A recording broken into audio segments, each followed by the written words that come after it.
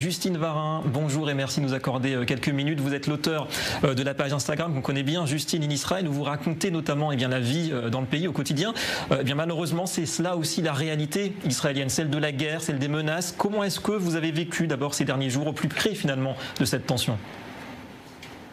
Forcément, c'est quelque chose de très difficile à vivre, notamment en termes de sommeil. On est plus souvent bombardé la nuit.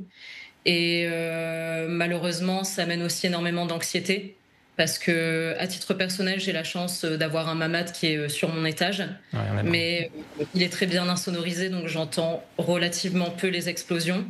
Mais quand je les entends, ce qui a été le cas, par exemple, il y a quelques jours à Bat-Yam, quand un immeuble s'est effondré, eh bien, c'est quelque chose qui est absolument terrifiant. Et on reste en ligne, donc on regarde les médias et on voit ce qui se passe dehors. Et franchement, c'est une situation qui est terrifiante. Ouais. Je ne sais pas si j'ai peur pour ma vie, mais j'ai énormément d'anxiété. Et ce matin, je suis allée à Tel Aviv sur les lieux où il y a eu des dégâts. Et j'en ai pleuré. J'en ai pleuré de voir tous ces bâtiments détruits.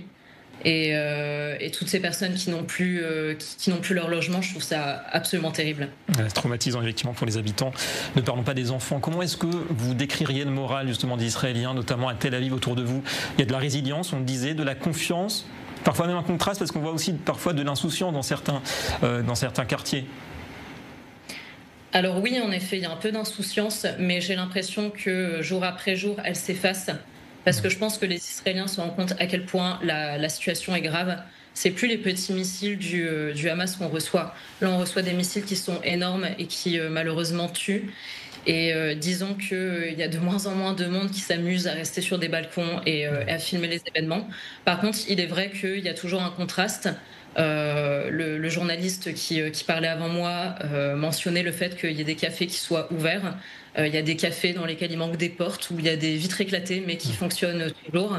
Après, ce que je tiens à dire, c'est que Tel Aviv, c'est une ville qui est très vivante et que, disons que l'atmosphère est bien, bien différente. Il y a toujours un peu de monde, mais on sent quand même que c'est très différent de d'habitude. Enfin, du moins, moi qui habite ici depuis quelques temps, je le ressens. Ouais. Justement, pour parler de vous, en quelques mots si vous voulez bien, mais sur le long terme, vous êtes quand même confiante pour l'avenir du pays? Vous comptez rester en Israël à terme? Vous êtes optimiste? Oui, oui. Moi, je veux rester en Israël. C'est l'endroit où je me sens heureuse. Bon, actuellement, c'est un petit peu compliqué, bien entendu.